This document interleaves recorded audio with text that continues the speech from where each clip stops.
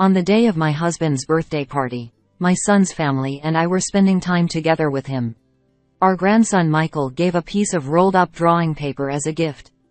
"Grandpa, happy birthday," he exclaimed. My husband received, replying, "Thank you." My husband loves Michael. We always frame and display the drawings Michael gives us. I was excited to see my husband's reaction to Michael's gift on this special day. With a tender smile, my husband carefully began to unwrap it. However, as soon as he saw the drawing, he crumpled it and threw it aside.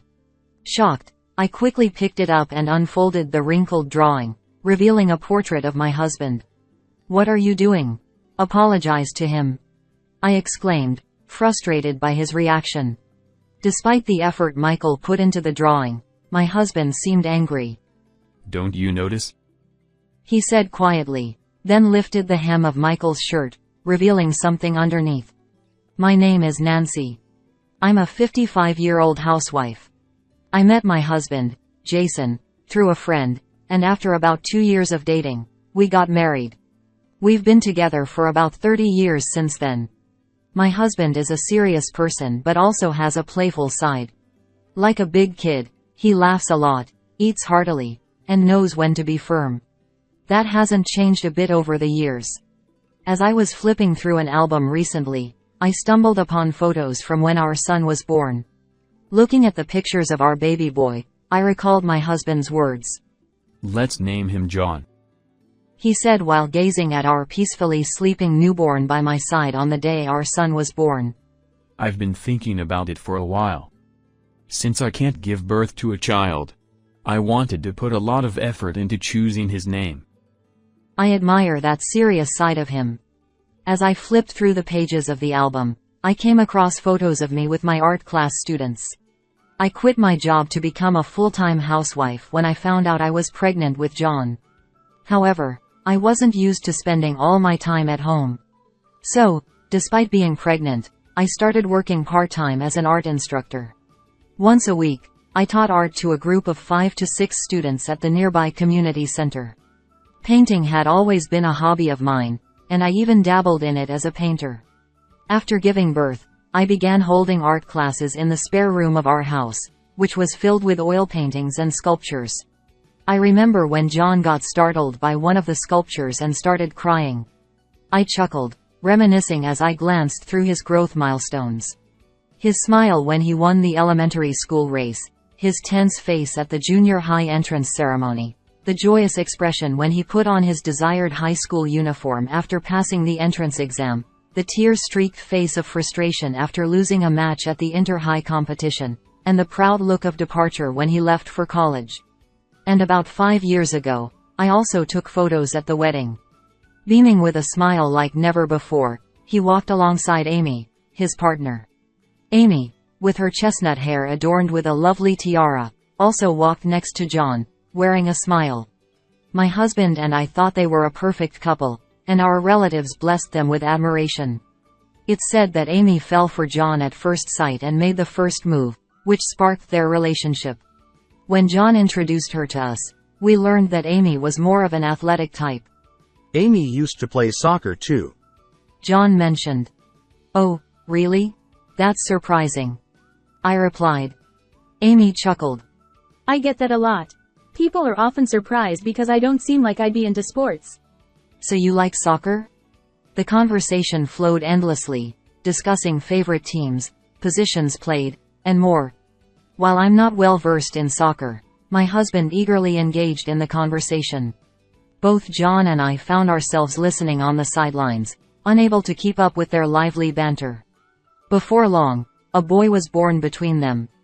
In the album, there's a photo of my grandson Michael sleeping peacefully, all curled up. Both my husband and I were overjoyed at the arrival of our first grandchild. John and Amy discussed and bought a house, leaving the rented apartment behind.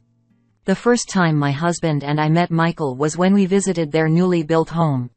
Until then, we had only seen him through video calls, but seeing him in person made his cuteness even more apparent. My husband was absolutely smitten, more than I had ever seen him before. He was clearly overjoyed. "So cute. Michael. Grandpa loves you. He cooed, sticking out his tongue and making funny faces, to which Michael giggled in response. Jason, do you like children? Amy asked, seeming slightly taken aback, a reaction I couldn't miss. Since Michael started attending kindergarten, Amy also began to return to work. The distance from John and Amy's house to ours is about an hour by car. The two working parents would often drop off Michael at our place on days when there was no kindergarten. Sorry for the inconvenience. Amy said apologetically, impeccably dressed in her suit and with her business makeup on. It's fine, my husband enjoys spending time with him, I reassured her. Michael. You're here again. What do you want to play today? My husband exclaimed. Come on out, Michael. Grandpa is ready to play. Amy urged him, seeming to sense his shyness. At first, Michael seemed a bit shy, hiding behind Amy. However, drawn in by my husband's playful nature, he gradually warmed up and began to play more freely. He wandered around the house, exploring every nook and cranny. While my husband briefly looked away, Michael wandered into the art classroom. It happened to be the day when students were starting to gather, one by one. Michael, what's wrong? I asked. Weird face. Michael pointed towards me. I was momentarily surprised, but he was referring to the still life sculpture I was holding. Oh, this thing. I chuckled. Surrounded by the gathering students, Michael became shy again and quickly left the room as if to escape. You have a cute grandson. As the students jokingly commented on my grandson's cuteness, we continued with the still life drawing for the day and eventually wrapped up the class. While tidying up the classroom, Michael returned once again. He looked embarrassed as he peeked from behind the door, glancing over at me. What's up? I asked, and hesitantly, he replied. I came to see the weird face. It seemed he was referring to the still life sculpture from earlier. I retrieved it from its original spot on the shelf and brought it down to Michael's eye level. He touched it curiously, marveling at it with an amazed. Wow. Then, he began sketching something with the sketchbook and marker he had brought along. It vaguely resembled the still life sculpture. Could it be? Michael, do you like drawing? I asked. Yeah. I like it. He murmured quietly, completely engrossed in his drawing. Since then, whenever I took care of Michael, I mostly brought him to this room.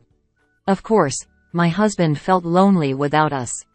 He loved playing with Michael, but he wasn't particularly interested in drawing. It's great to have hobbies. Maybe he'll become a great artist in the future.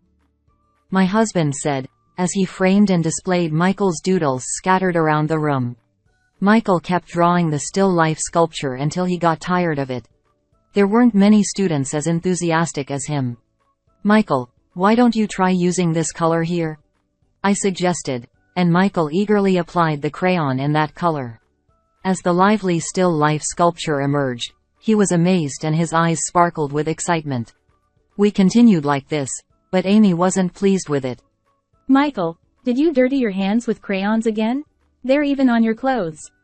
Whenever she came to pick him up, her angry outbursts were inevitable. Don't be so upset. Crayon stains wash out easily with water. I reassured her. How did you let it get to this point? Please pay more attention. Amy's anger wasn't solely because of this. As someone who loved soccer, she wanted Michael to play soccer too. That's why she didn't like me teaching him art. He's always drawing at home. It's because of you. Amy, that's not true. It's Michael's personality. No, it's because of you. That's why he can't get good at soccer. With frustration, Amy angrily took Michael's hand and left. Michael goes to the soccer club twice a week, accompanied by Amy. Recently, it seems he didn't perform well on the shooting practice test. She misunderstands that it's my fault Michael's soccer performance isn't improving. Everyone has their own strengths and weaknesses. Amy has a talent for soccer, while Michael has a talent for drawing. These talents should be respected, but it seems Amy isn't being acknowledged. It's quite difficult. Amy will understand someday. Despite her husband's words, Amy's insistence on soccer for Michael only increased. One rainy day when Michael came home, he looked tired and sleepy. I asked what was wrong, as he's usually full of energy. I did workouts, so I'm tired. Workouts? Apparently, besides club practice, Amy told him to do extra workouts at home. But if I refuse, Mom says it's not good. So you're doing it reluctantly. No wonder your performance isn't improving. Clearly disheartened, Michael nodded weakly. I decided to tell John about this. He was surprised and said, What? I heard from Amy that Michael practices on his own because he loves soccer. After that call, John started to watch Amy more carefully. Amy isn't scolding Michael to make him do workouts, but she seems to be pushing him towards self-practice with a stern tone. Hurry up. Do 20 sit-ups and 20 push-ups each. John witnessed Michael gritting his teeth to endure it. Amy, he's already doing it at the club, so why make him do it at home?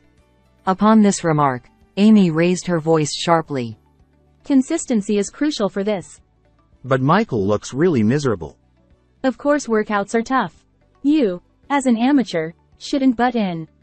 John became timid in the face of Amy's aggression. Despite persistently advising afterward, he was eventually ignored. Continuing this, John finally sought my help. I feel like I'm banging my head against a brick wall, I said. Despite thinking so, I told Amy to stop forcing Michael to do workouts. Nancy, mind your own business, she said with a sharp tone, and from then on, she ignored anything I said. It seemed like she disliked me even more, and she never left Michael with me anymore.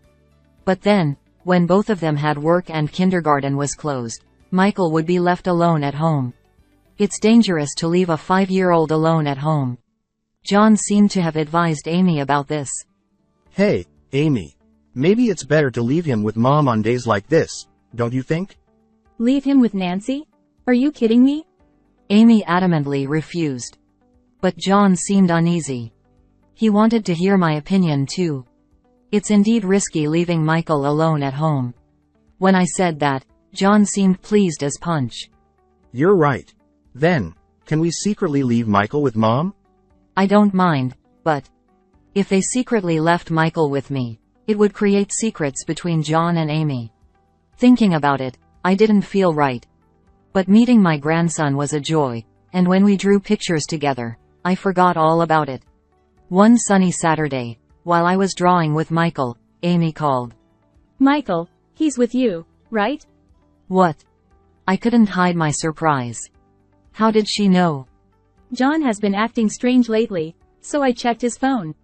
At first, she thought he might be cheating, but that wasn't the case. I found messages with Nancy. Something about leaving Michael or something. Leaving Michael alone is dangerous. I tried desperately to explain, but Amy wouldn't listen. I'll give John a piece of my mind when he gets back. Just stay out of our business. She hung up abruptly, leaving me frustrated. I never imagined we'd end up in such a situation with my daughter-in-law. How long will this situation last? It felt like wandering around searching for an invisible exit. Despite Amy continuing to be harsh with John, he still brought Michael home without hesitation. I get it now. Michael prefers drawing to soccer. A determination to protect what's important shone in his eyes. Seeing that, I felt a surge of courage in my heart too. I decided to focus on nurturing Michael's individuality. That's when I started to feel hopeful again. Several months had passed, and it was the time when many flowers were in bloom, marking my husband's birthday. On this day, as usual, I lined up my husband's favorite dishes on the table and invited the John family to celebrate. It feels a bit lonely just the two of us, doesn't it? It's better with more people after all, I remarked. When the Johns arrived on time, the party began. As we chatted about recent events and enjoyed the food, I noticed Michael's demeanor. He was fidgeting and hiding something behind him, like a piece of drawing paper. Michael, did you bring a present for Grandpa today? Amy said cheerfully, encouraging him. Come on, be brave. Go ahead and give it to him, she urged. However, Michael seemed embarrassed, fidgeting and looking down. So my husband gently approached him, as if offering a helping hand. Did you draw something? Would you like to show it to Grandpa? He asked softly. Michael then unfolded the rolled-up paper and showed it to him. Grandpa, happy birthday. Michael exclaimed. My husband accepted it with, Thank you. and slowly and lovingly unfolded it. A present from his beloved Michael would surely be special to my husband. Just as I was curious about what was drawn, and leaned in to take a peek, my husband, upon seeing the picture, crumpled it up instantly. Then, trembling, he crumpled it up even more and tossed it aside. Hey, what's going on? I quickly picked it up and unfolded the crumpled picture. It appeared to be a portrait of my husband. What are you doing? Apologize. I lashed out in anger, despite his likely sincere efforts in drawing it. Even Michael must have drawn it with my husband in mind, so why? Unfazed, my husband just stared at me. He has a habit of staring silently when he's quietly angry. Don't you notice? He said as he grabbed the hem of Michael's clothes and swiftly lifted it right there. Whoa. Michael was startled, nearly falling backward, but managed to hold himself. Underneath the lifted clothing were several small blue bruises. Huh. What's this? I looked at my husband. He gestured towards the paper with his chin, urging me to look. On the paper was a portrait of my husband. However, upon closer inspection, the mole's position and the shape of the nose were subtly different. There were also blue spots-like marks on the lower part of the body below the portrait. Moreover, in the corner of the paper, the words, "Help me," were drawn small. I had a terrible feeling. Could those blue marks represent bruises on Michael's body? Was someone being harmed by being forced to draw portraits? As this thought crossed my mind, I looked at my husband, who nodded deeply. It seemed he was thinking the same thing. Someone was harming our grandson. Feeling the danger to our beloved grandson, my husband crumpled the picture in anger. Why on earth? As my husband trembled with anger, John, puzzled, approached. Mom, Dad, what's going on? When John came and saw Michael, he was shocked by his pitiful appearance. Michael, what happened to those bruises? I must have looked pale. With a sinking feeling, I showed John the drawing Michael had made. John was also surprised. This isn't Dad. And he raised his voice. What's the meaning of this? Tell the truth. Michael was startled and burst into tears. Seeing this, Amy rushed over, holding Michael protectively. Stop it. These bruises are from soccer practice. Mom, you're lying. For the first time, Michael rejected Amy and pulled away from her grasp. Mom and the teacher, they bullied me. John, my husband, and I were all confused. The portrait? I don't even know that person. Mom made me do it. With each word, Michael cried harder. Amy looked flustered. Well. And she started to speak. Meanwhile, Michael confessed everything. Amy instructed to draw a portrait of Grandpa for the birthday party. However, the person in the photo she showed Michael was an unfamiliar man. Despite refusing to draw it, she was told to draw the portrait of that person. Michael was convinced it was the new grandpa and was ordered to present it to my husband at today's birthday party. After hearing everything, the gaze of me, my husband, and John all turned to Amy, demanding an explanation. As she realized that everyone there was on Michael's side, she sighed in resignation. I found someone to be Michael's new father.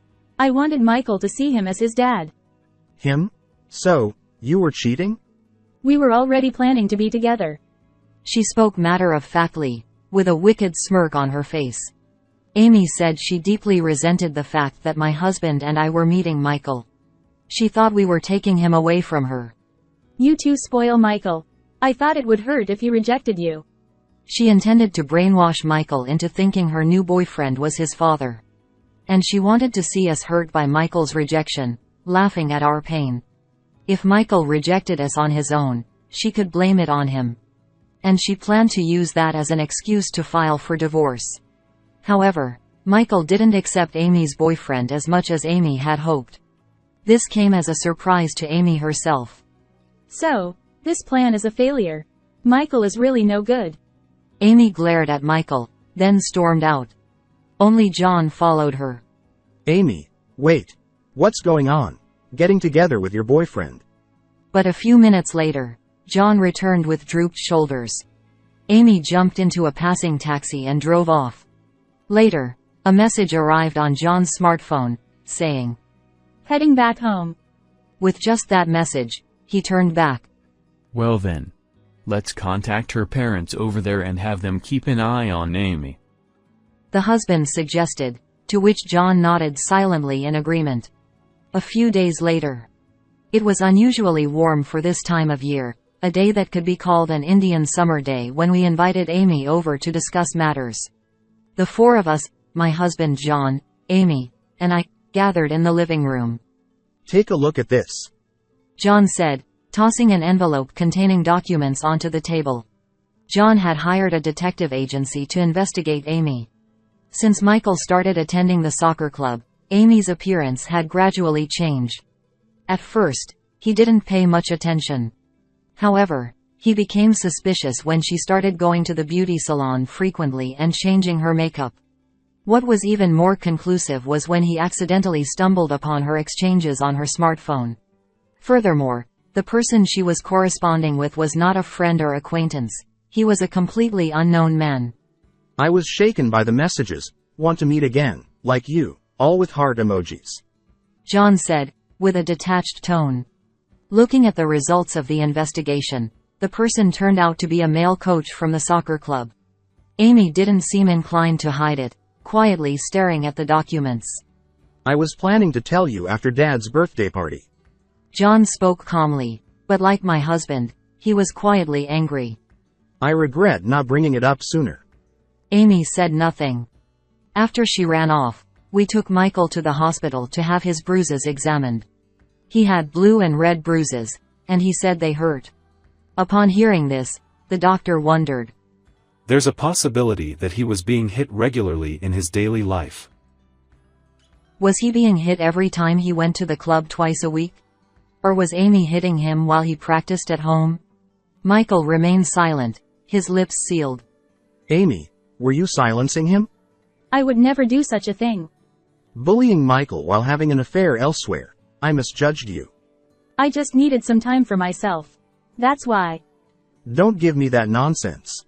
John reprimanded her, and he handed her a green paper. Divorce. Write this and leave. Fine, whatever. Without hesitation, Amy wrote her name. At that moment, the sound of a car pulling up outside could be heard. Amy looked puzzled, but when I ushered them inside, her expression froze. Why? Why are Mom and Dad here? Arrangements have been made for you to be handed over to your parents. Before Amy could say anything, she was dragged out by her parents. All that remained was the sound of the car driving away. The next day, John submitted the divorce papers to the city hall, and they were accepted without issue. Then, with the help of an acquaintance who recommended a lawyer, he pursued compensation from Amy and her affair partner. After paying the compensation, Amy found it difficult to continue working at her company due to the affair being exposed internally, so she resigned. Her affair partner faced more consequences than just paying compensation. The fact that he was having an affair with a club member's mother became known, and he was fired from the soccer club. As it was a relatively large club locally, rumors spread among the club members and related parents. The former coach became unemployed and continued to rely on Amy even after being with her. She supports him while working hard, even as a supermarket employee. Occasionally, we receive messages from her asking, Please let me meet Michael. But both John and I have decided not to respond. She's been issued a restraining order against Michael. It's unlikely to be lifted for the next 6 months. John sold the house he bought and moved in with Michael. Michael now lives with me and my husband. Grandma, Grandpa, look. Oh my, is that Grandpa? Let me see. Michael proudly showed us the finished painting. It depicted a large smiling face of my husband. The mole's position and the shape of the nose were identical to his. You've done a great job.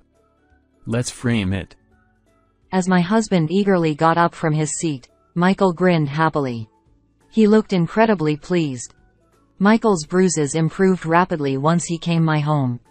The doctor even took an X-ray to check for any fractures, but fortunately, there wasn't even a single crack, which was a huge relief. Michael quit the soccer club and is now happily spending his time at kindergarten and at home. At home, I watch over Michael's growth while teaching him his favorite art. Even though the physical wounds on his young body have healed, there may still be some scars in his heart. That thought suddenly crossed my mind, and I became worried. Next, I'll draw Grandma. As he said that, he filled a piece of paper with my face. His carefree use of colors and gestures revealed his childlike creativity. As I watched him, I couldn't help but smile, realizing that my worries seemed to be unfounded after all. It's too noisy. I'm taking the baby to the mountains. Suddenly, my husband got angry and forcefully picked up our 3-month-old baby who was crying at night. He shoved the baby into the car trunk and drove away. In shock and fear, I hurriedly chased after him in a taxi. When his car stopped on a mountain road, I rushed over and rescued the baby. However, for some reason, it was me who got arrested by the police who arrived at the scene. My wife was trying to abandon the baby. Because of my husband's claim, my fate changed drastically from that day. My name is Lillian. I married my husband Leonardo, who was my colleague at work, 2 years ago when I was 26.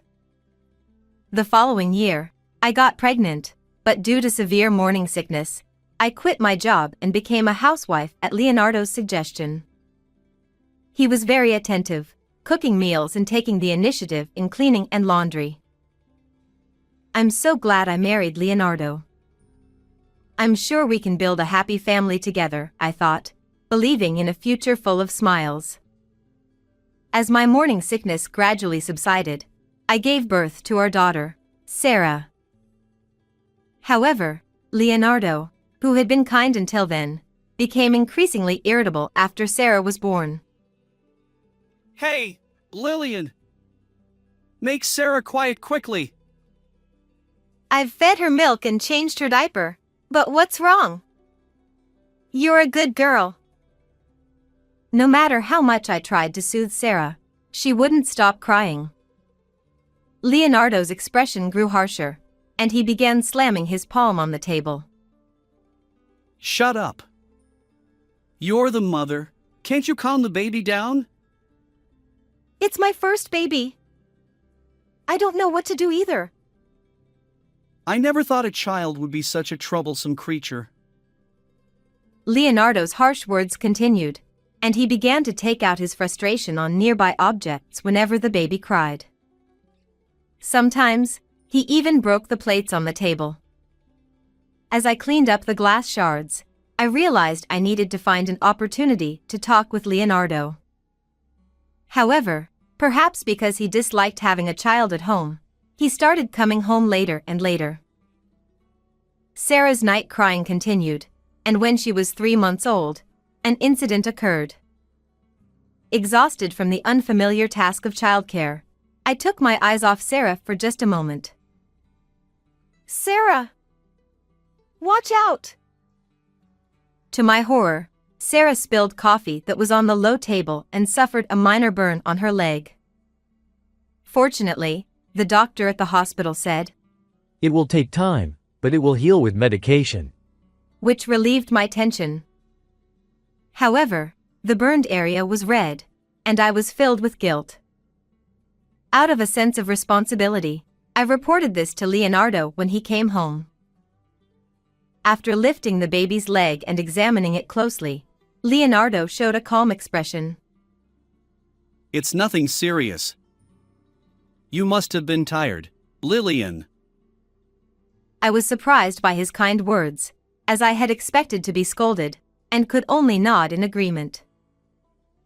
Childcare is tough. I'm glad it wasn't serious. By the way, did you get burned, Lillian? No, I'm fine.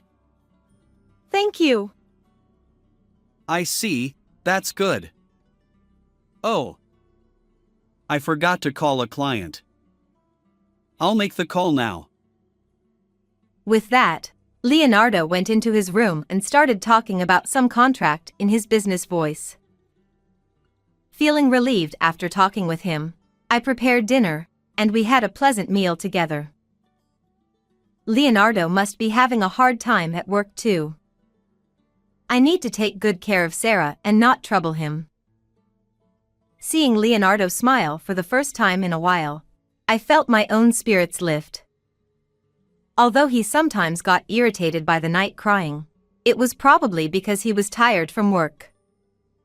Despite everything, I felt a deep affection for Leonardo, who remained calm and considerate during emergencies.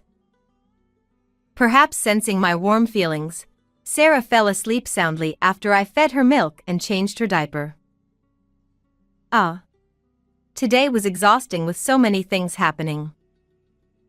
Feeling a bit tired from the rushed hospital visit earlier in the day, I yawned widely and soon fell asleep.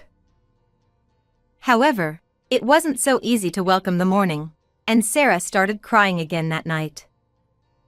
Surprisingly, it was Leonardo who got up before me. Oh, is Leonardo going to soothe her? That's unusual. But then, Leonardo did something unexpected. He quickly went to the crib, grabbed Sarah's leg, and hung her upside down. Moreover, he was holding the leg that had been burned. Stop! Please let go of her! I hurriedly got up and rushed to Leonardo. It was as if he was a different person from the daytime. I tried to take Sarah back, but Leonardo dodged me and started walking towards the front door with Sarah in his arms. Leonardo said, This baby's crying is annoying. I'm going to dump her in the mountains because she's too noisy. No way, you must be joking. Wait a minute. As I chased after him, he ran off with a red face and shoved the 3-month-old crying baby into the trunk of the car. He locked the car door and drove off in no time. Feeling like I was in a nightmare, I grabbed the spare key and went outside to rescue Sarah from the trunk. Luckily, a taxi was parked near the house. Please follow the blue car that just passed by. Praying for Sarah's safety, I chased Leonardo in the taxi. After a while, Leonardo's car stopped in the mountains. I saw him get out of the driver's seat in the darkness. Thank you. I handed the driver the fare and jumped out of the taxi, rushing towards Leonardo's car. Sarah! Are you okay? When I opened the trunk with the spare key, Sarah, wrapped in a blanket, was crying loudly but seemed healthy. I gently picked her up and felt relieved. However, the next moment, I was suddenly illuminated by a bright light. Huh? What? Looking closely, I saw a police vehicle parked there, and Leonardo was also nearby. Then, a police officer got out of the vehicle and approached me. You are under arrest. Wait a minute. Why are you coming to me? Because you are the perpetrator. I was taken aback by the suddenness of it all. Before I knew what was happening, they took the baby from me and handed her to Leonardo. My wife never takes care of the baby and even hits her. It's been a problem. Wait, what are you saying? Look, she's always so temperamental. She's always angry. And look at the baby's leg. She even burned her. Leonardo showed the police officer the red part of Sarah's leg. And to top it off, She shoved the baby into the car trunk in the middle of the night and drove her to the mountains. She must have been planning something terrible. Stop making things up! Fearing what might happen if I left Sarah with Leonardo, I desperately pleaded my innocence and tried to take Sarah back from him. I strongly insisted that I had followed Leonardo in a taxi because he had taken Sarah. However, when I turned around, the vehicle I had come in was nowhere to be seen, and no one believed my story. The more I talked, the more suspicious the police became of me. Eventually, they said, "We'll hear your story at the police station." And I was put into the police vehicle. Why is this happening? Even then, I kept expressing my concern that Leonardo might put Sarah in danger, but my words were ignored. I began to suspect the police's timely arrival. Leonardo was the one who reported this, right? You don't have to hide it. I know. I tried to probe, but the officers exchanged glances and only replied, "We can't tell you that." Sensing something unusual, I talked about how Leonardo often got irritated when the baby cried at night. I don't know what Leonardo told you, but I haven't done anything wrong. I just followed him in a taxi. They asked for details to verify my story, like the characteristics of the car I had ridden in. But it was just a regular taxi, and I didn't remember the company name. Strangely, the police claimed they hadn't passed any taxis on their way to arrest me. What? That can't be true. So, does that mean? At that moment, I noticed a strange feeling.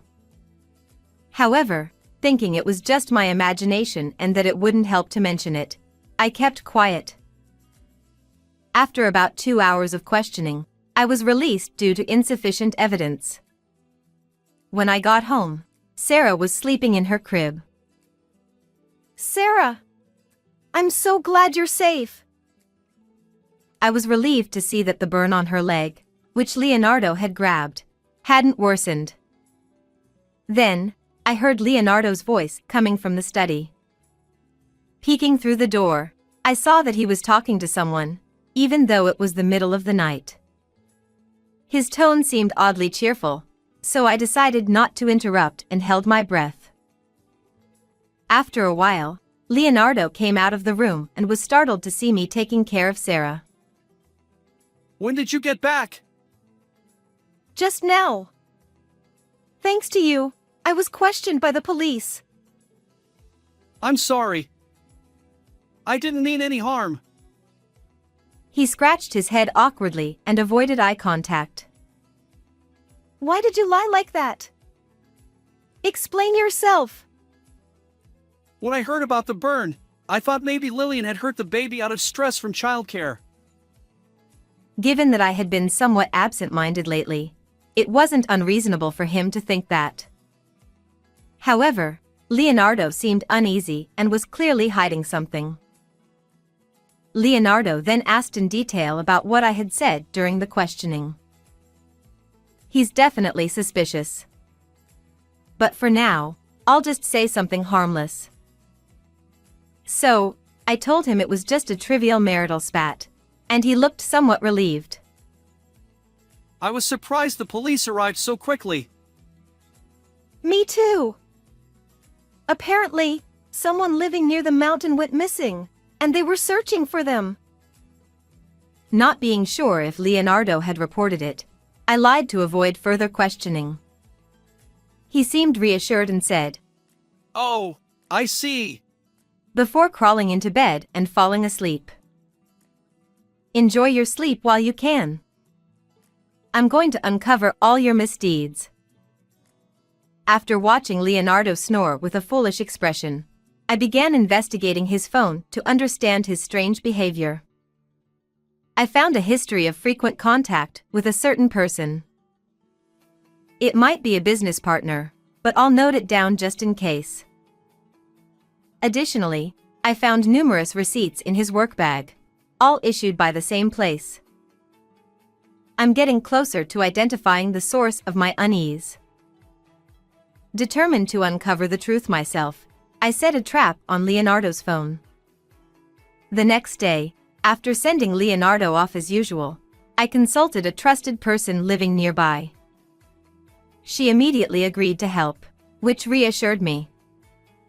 After that, I continued to interact with Leonardo as if nothing had happened. I'm starting to see Leonardo's actions more clearly. Just a little more, and I'll have the decisive evidence. Just then, I received a call from Leonardo saying he had to work late unexpectedly.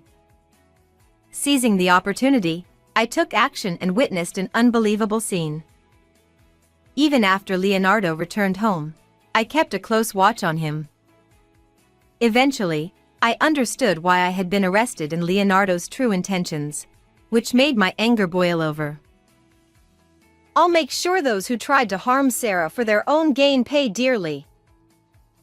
With a burning determination in my heart, I spent the day hiding my true feelings.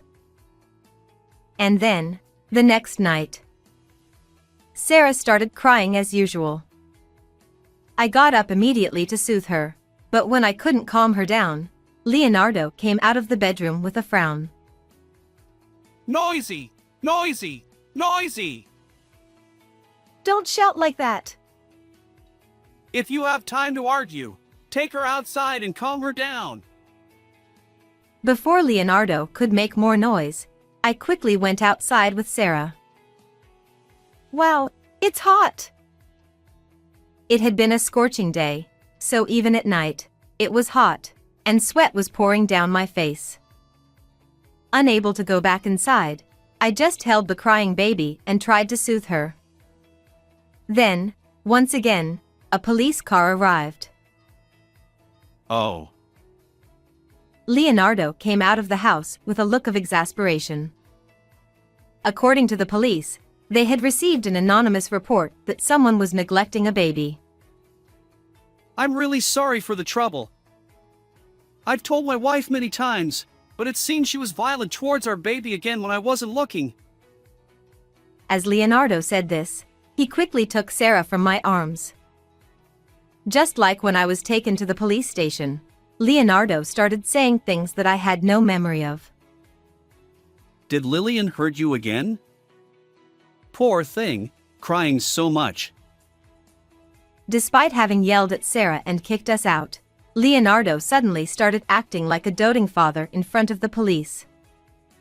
But in the next moment, Leonardo's facade was shattered. What are you talking about? That's not Sarah. What? What is this? What Leonardo was holding was a doll wrapped in a baby blanket, looking just like a real baby. I heard crying, so I thought it was real.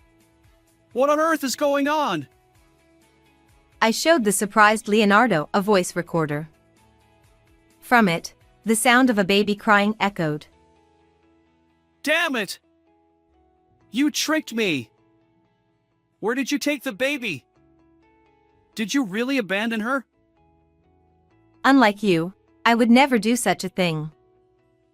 Our Sarah is with Caroline. Caroline, your relative? Leonardo didn't know, but a month ago, my cousin Caroline had moved near our house. I had planned to tell Leonardo about it at the right time, but various things had happened, and I couldn't. Caroline and I were close in age and had been like friends since childhood, always helping each other in times of need. Caroline is very trustworthy, and I asked her to help this time. Right after Leonardo kicked us out, I contacted her. She said she had a good idea and swapped Sarah with the doll.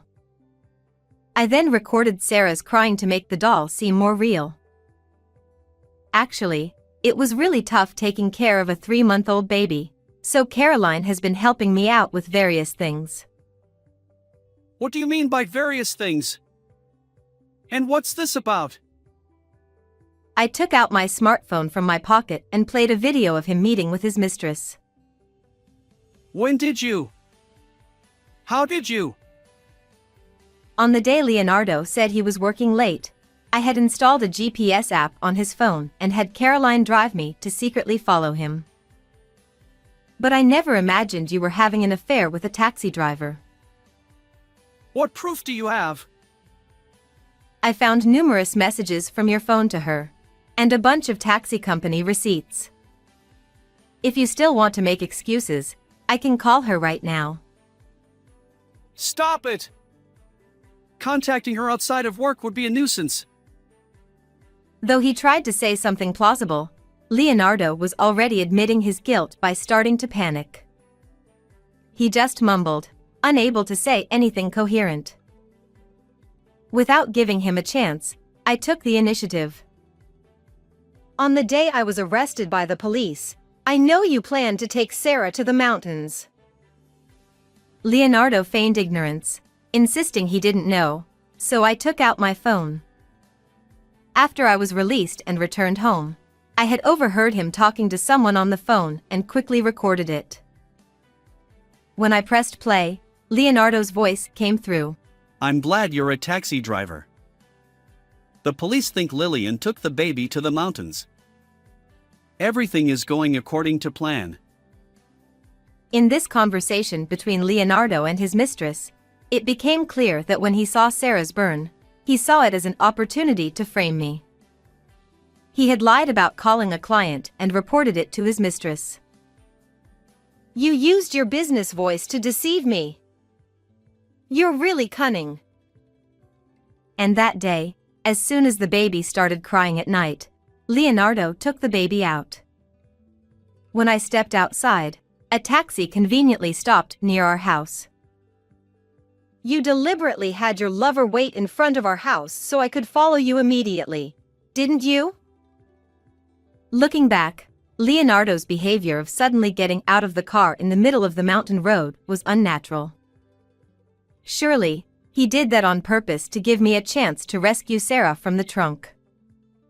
It must have been a trap to make the police think I had put Sarah in the car trunk. I fell right into your plan. You were the one who called the police that day, weren't you? Leonardo stammered. No, Not willing to admit his guilt, I immediately played the recorded audio again. This is from yesterday when you called your lover after you thought I was asleep. In the recording, Leonardo said, Tomorrow, when the baby starts crying at night, you pretend to be a neighbor and call the police. That will send her to jail. He chuckled sinisterly. You said, last time, Lillian was released quickly, but she's definitely on the watch list now. You really are cunning. Leonardo's face twisted as if he had tasted something bitter after hearing the audio. It's terrible that you even told your lover I regularly put our child in danger. Incidentally, the voice recorder also captured Leonardo's plan to divorce me and take custody of Sarah after I was arrested. He even planned to extort a large amount of child support and use the money to travel abroad with his lover. Leonardo tried to dismiss it. I was just joking. You're really stubborn. Why don't you just admit your mistakes? Right, everyone? What do you think of him?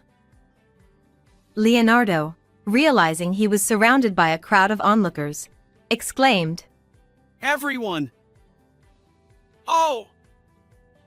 He had been so focused on defending himself that he hadn't noticed the crowd gathering around him. Yet, he still continued to deny. I was set up. At that point, I realized there was no need to show any more sympathy.